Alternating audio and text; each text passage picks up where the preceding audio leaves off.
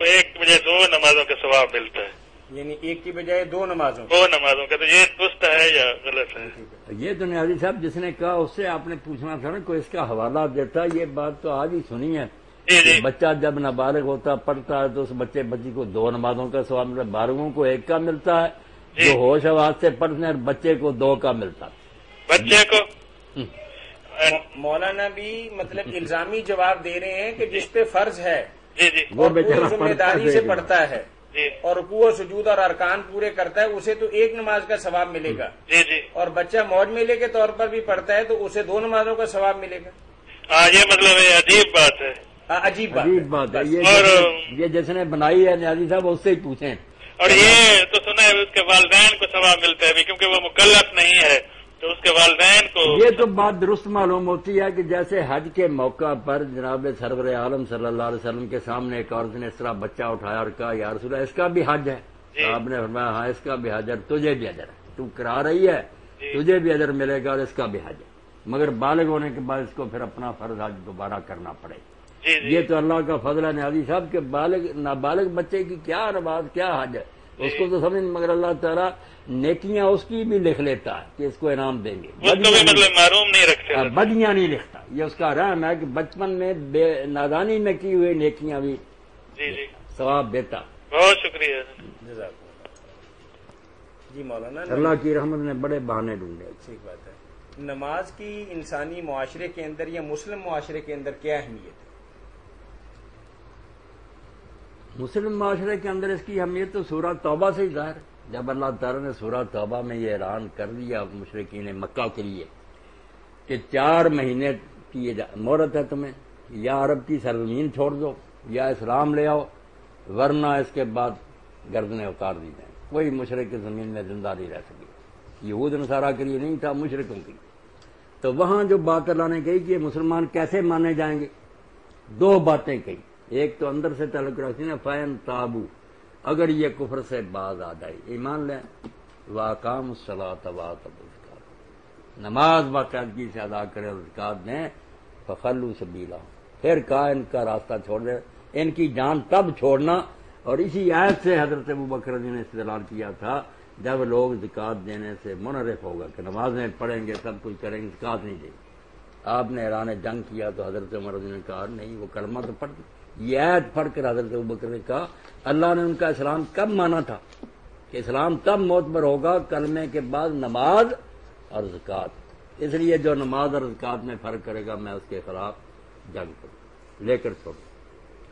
تو اتنی اہم باتیں ہیں کہ باقی نیکیاں جو بات کی ہے یہ مسلمان ہونے کی علامت ہے کہ مسلمان ہے.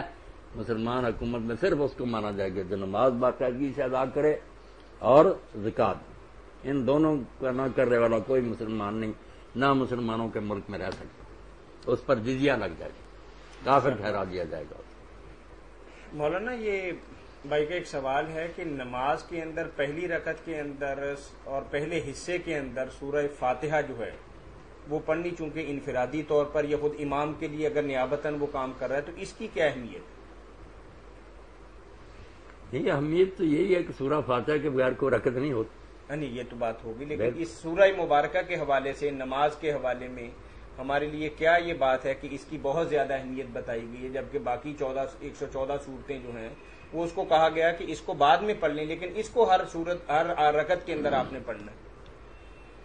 میاں طاہر، انسان کی سب سے بڑی ضرورت جس کے بغیر یہ اس کی زندگی ساری اکارت اور ضائع گئی وہ ہدایت نہ میری سیدھا راستہ نہ ملا کچھ نہیں. زمین و آسمان کے خزانے مل گئے سب برباد ہے، ہدایت نصیب نہ ہوئی.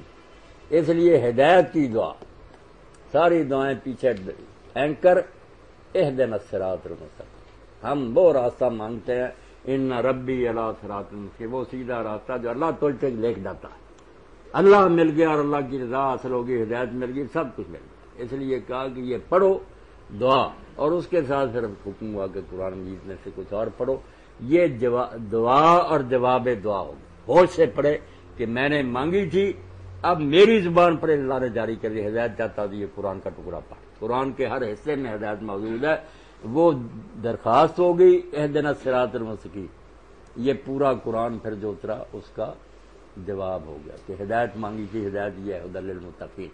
اس کا کوئی ٹکڑا بھی ہم پڑھیں گے جو امام ابو حنیفہ رحمۃ اللہ نے کہا اگر بڑی آیت ہے سورہ بقرہ کی آیت الکرسی کی طرح ایک ہی کافی ہے، چھوٹی ہیں تو کم از کم 3 ہونی چاہیے، کیونکہ چھوٹی سے چھوٹی سورت جو ہے قرآن مجید کی انا اعطیناک الکوثر یاد آ جائے 3 آیتیں.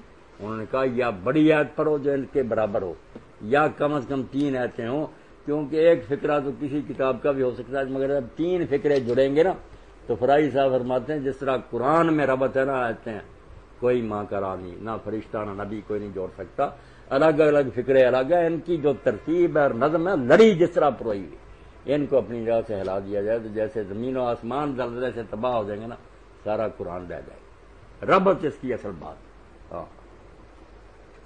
مولانا یہ نمازوں کی جو تعداد ہے اس لیے ہر رکعت میں آدمی چیختا ہے کہ اللہ سیدھا راستہ ملے، اگر یہ نہ ملا تو پھر جہنم یہ نہ ٹھکانا، سیدھے راستہ کا اللہ نے پھر بتا دیا.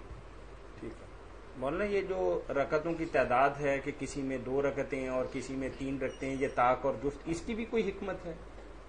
اب نماز کی بات شروع ہوگی تو درمیان میں ایک بات آ گئی کہ ہم جب اکیلے بھی پڑھتے ہیں تو سب کہتے ہیں ایاک نعبد و ایاک نستعین، ہم تیری عبادت کرتے ہیں اور ہم تو سے مدد مانگتے تجھی سے تیری. ہم پڑھ ایک رہا بعد میں بھی کہتا اہدنا، ہمیں سیدھا راستہ دکھا. تو کون ہے بہت سے جو مانگ رہے ہیں جماعت کی شکل میں تو ٹھیک ہے نا، بہت سے مل کر پڑھ رہے مگر یہ تو اکیلا پڑھ رہا. ہاں تو اس میں سمجھنے کی بات یہ ہے، یہ میں نے اس نے یہ بیان کر دی کہ اللہ مجھے اور آپ کو یہ تھوڑی سی نماز جو ہے نا کسی موقع پر بھی نصیب کر دے تو پتہ چل جائے.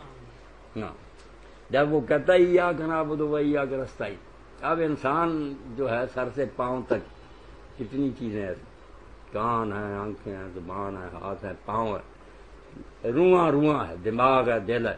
جب وہ کہتا ہے ایاک نعبد و ایاک نستعین، اب دیکھیں سچ بول رہا کہ ہم سر سے پاؤں تک اس وقت تیری بات کریں، دل بھی تیری سوچ میں ہے، کوئی خیال نہیں نہ دکانوں کا نہ بازاروں کا، آنکھیں بھی تیری طرف ہیں، کان بھی تیرا کلام سن رہے ہیں، زبان بھی تیرے ذکر. اب اگر تو ایسا ہے کہ سر سے پاؤں تک اس کا رواں پھر وہ سچائی آ کر آپ وَإِيَّاكَ نَسْتَعِينُ بھی یہی ہے کہ میں اپنے ایک ایک عضو میں تیری مدد کا میرے کان صحیح سنیں، میری آنکھیں ٹھیک دیکھیں، میری زبان ٹھیک بولے، ہر عضو کے لیے میں مدد چاہوں. اور اس کے لیے پھر کہتا ہے اهْدِنَا الصِّرَاطَ الْمُسْتَقِيمَ، میرے ایک ایک عضو.